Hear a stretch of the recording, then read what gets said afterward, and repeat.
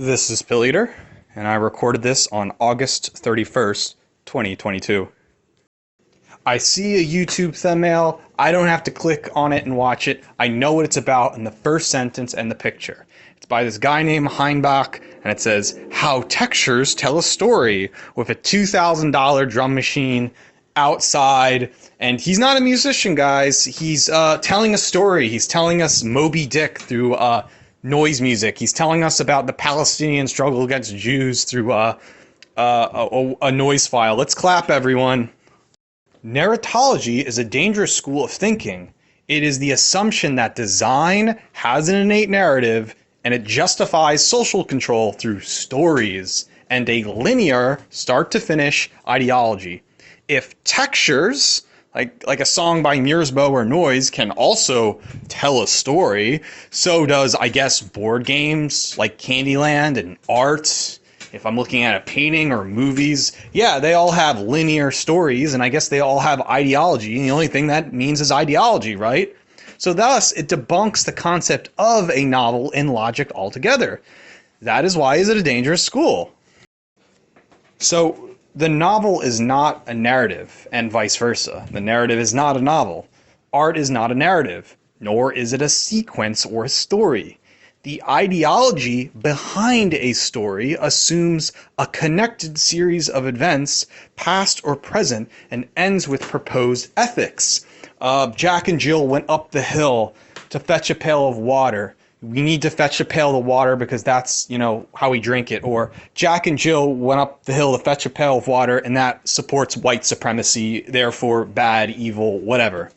It never counted for these people that, there's more than just content. They literally think art is just content. In other words, content is this corporate buzzword that means everything must have consumer edible value to it. And that value is determined by neoliberal ideology or something. According to Narratology, the musician is no longer a musician, the artist no longer is an artist with paintbrushes and a canvas, and the designer is no longer a designer designing a furniture piece. So all three of these categories, they're just storytellers. They just tell linear narratives with this innate ideology to justify their value. I'm not making a sofa for you. I'm not playing on the guitar. I'm not making a pretty picture out of beauty. Oh, it's telling a story about beauty. Jack and Jill went up the hill to fetch the pail of water because white supremacy, and that's bad. Or Jack and Jill went up the hill to fetch a pail of water, and therefore we have to look at these narratives and see how bad they are. So it's bizarre because which in turn means no one has value to their craft but storytelling. So why should anyone ever become a musician, artist, or designer, which all requires some kind of skill sets, if the only value within them, according to Narratology, is telling narratives or stories to brainwash people, right? You can equally compare yourself to someone who is not a musician, artist, designer, and then they raise their hand and say they're just as good because they know how to write and speak their mouth, and they tell funny stories about Jack and Jill going up the hill and they're white supremacists, right?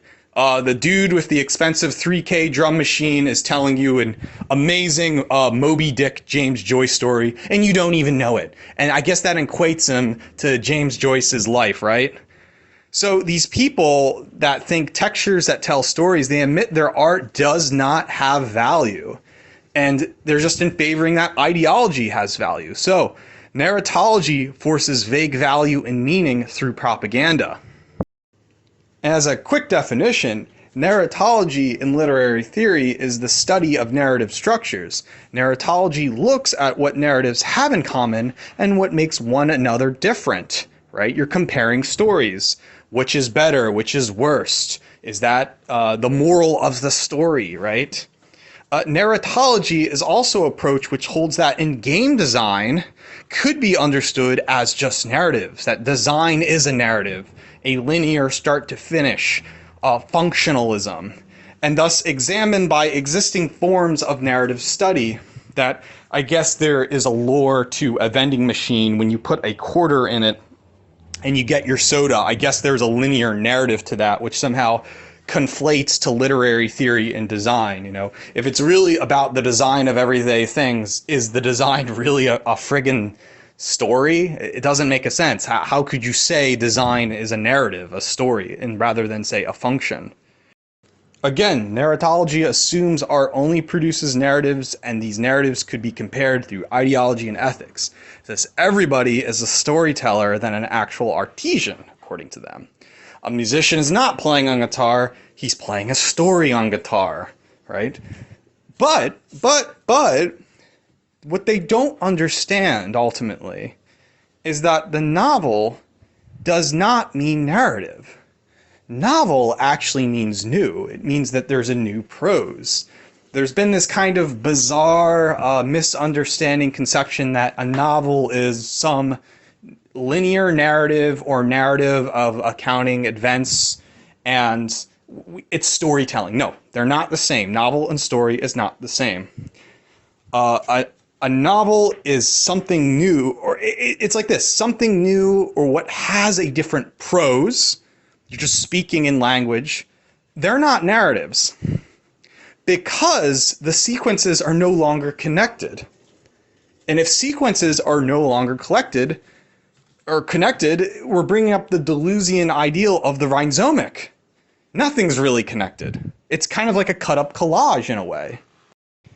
So in the medium of the English language, and what is exactly creative writing, the novel as a contest suggests words, not just written in print on paper.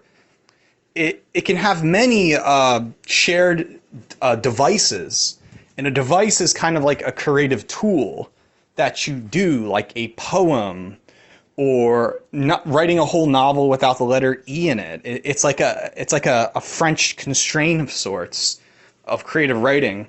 And that's what novel really is. A novel is not, it's not just storytelling. It seems like the most popular device was storytelling. And then somehow everyone just thought novel was just new storytelling. And that's wrong on many values, because the storytelling device and sequence of connected events, known as the narrative, it's just not the whole of the arts. You can't say that's in every existing thing through a Rothko Bloch, or even a basic movie. That's, you know, it's sometimes you have experimental films. Sometimes you just have found art collage films. Sometimes they're documentary informative. How do I know a story? What if it just ends abruptly? What if there's a cliffhanger? So we have to think that one school opposing narratology is ludology, or it sounds like the study of games through ludos, but it's actually the study of play and design as well. So accordingly, storytelling is just the only coherent medium we can understand in the human language, rather than the autistic or something so alien we have to learn about, and thus confuse storytelling as our only device and way. And that's why we're assuming the guitar player is telling a story, or the film director is telling a story. And it's a very bad misconception, because storytelling is not the whole of design or the arch. Which, you know, and that's what narratology imposes, that yes, the storytelling is the whole of design and arts. And it just can't be, because ludology opposes narratology, because play and design don't tell a story, nor could it be exclusive to storytelling. People express and use imagination through other selfish means, or to present something greater within the text. Like, ludology implies like that art is very analytical, or even like a computer or science, that just cannot briefly understood through like one sweep of Jacques Derrida social justice deconstruction, and it's, oh, there, the text is racist, therefore we can't read it. You know, ludology implies that play and games and, like, you know, it's more important than morals, and it's like that's just such a crass understanding from narratology, and narratology is a dangerous school of thinking. And just think to yourself, what if Candyland is just that? Candyland. It's not a story about once upon a time I'm crossing a board and I win the game and I live happily ever after. No, what if it's just a nihilistic statement of just this designer who made a game for kids with polio to get better, and like all you're really doing is you're flipping up colorful cards, and by just, I don't know, luck, you have a win condition, you learn how to lose. Like, what if it's the meaning isn't so much in narrative and that there is no meaning at all, right? What if it's just that? What if it's just a board with cards and all that? That is like ludology statement. What is the play behind it? What is the design? You know, that is design, is play. And all these like black feminists can think about is like, there's no black women in Candyland. That's all they care about. They're not caring. Like, it's not going to stop the point that you're still flipping up cards and it's all random, right? Maybe they could have changed the design, you know, put a dice rolling in there, have a stat system, right? Two different things. One is based around the aesthetic and artificial, which narratology loves to imply. And ludology is like, no, it's a dry computer. You could put it My Little Pony. It doesn't matter. So there again, it's the foolishness in narratology and the pretentious nature that they're getting, trying to get neoliberal sponsorship. And it's just so god-awfully hilarious. It's just like, I don't know. It's like the attack on metal. They want like Japanese girls playing it and calling it baby metal. They want black kids in it and playing it, calling it Unlock the Truth. They want trans people and calling it Hers Collective. Because it's not about if they play, it's about what they look like, and that gets into queer culture, and that requires an entire different topic. But again, narratology is cancerous school. You just have to think like how neoliberals like to use social control through stories, because like that's the easy way to say like that game is racist because the way it portrays evil white men, or this game is better, Saint Rhodes is better because I guess there's like fat black lesbians in it or something. And that's what narratology does. So if this dude with a drum machine is like saying that textures tell stories, is the texture of this $3K drum machine also telling me that fat black women are righteous because the white noise said so, and my plebeian middle-class brain cannot understand it? And really, this YouTube user is being pretentious as hell and has never read a book, nor has written a book, or is actually not a musician and using critical theory to justify their shitty art and they're trying to get some new lib sponsor to do this. So a lot of this is like blatant fucking propaganda, and I don't have to explain myself at this point. Again, reciting, narratology is a poisonous school of thinking. Read Carlo Ginzburg's Clues, Myth, and Historical Method. Hell, even read Deleuze on what he thinks about rhizome theory. Even, you know, Roger Caillou and Man Playing Games. You know, there's more to that. Narratology is cancerous, and whenever you go to like a game design summit and they're like, how to tell stories through board game design, it's bullshit. They want to put fat black lesbians in the art. It's fucking traitorous shit. It's neoliberal by design. And it's like, no, I just want to make a functioning Linux computer. Why the fuck do I have to put like fat black women on the desktop of it or appeal to them? So yeah, watch out. Narratology is cancerous.